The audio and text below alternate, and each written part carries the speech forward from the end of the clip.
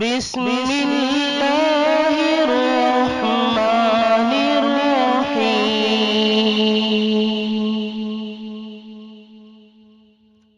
فإن مع العسر يسرا إن مع العسر يسرا۔ یقیناً مشکلات کے ساتھ آسانی بھی ہوتی ہے۔ انا مع العسر یسرا، انا کا مطلب ہے بے شک، یقیناً یا حقیقت یہ ہے کہ۔ مع کا مطلب ہوتا ہے ساتھ، جیسا کہ میں پچھلی آیت میں بیان کر چکا ہوں کہ مع دو چیزوں کو ملانے کے لیے استعمال کیا جاتا ہے۔ جیسا کہ میں مثال دیتا ہوں، المسجد مع البیت، کہ مسجد گھر کے ساتھ ہے۔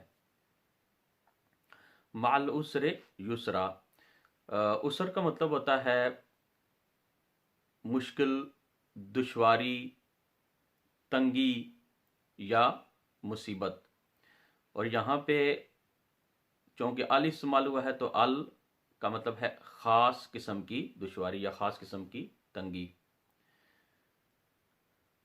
یسرا، یسرا کا مطلب ہے آسانی یا بہت زیادہ آسانی۔ اب یہ دیکھیں کہ پچھلی آیت میں بھی فَإِنَّ مَعَ الْعُسْرِ یسرا، اور اس کے بعد اگلی جو آیت ہے اِنَّ مَعَ الْعُسْرِ یسرا، تو پچھلی جو آیت میں علماء کی زیادہ تر آراء ہے وہ یہ ہے کہ پچھلی آیت ماضی کے لیے استعمال کی گئی ہے، اور جو اگلی آیت آئی ہے وہ مستقبل کے لیے آئی ہے۔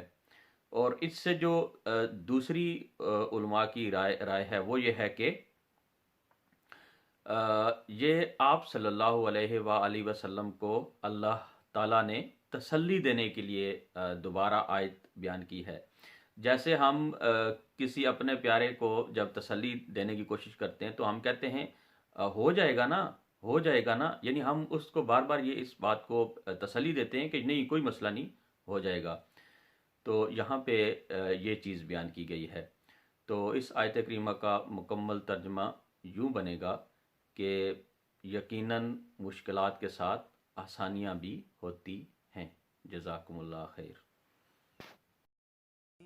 او حبیب است و از و دارم چشم التفات، در بلای ناگہان و در جمیع حادثات، آپ ہے محبوب حق اور شافع روز جزا۔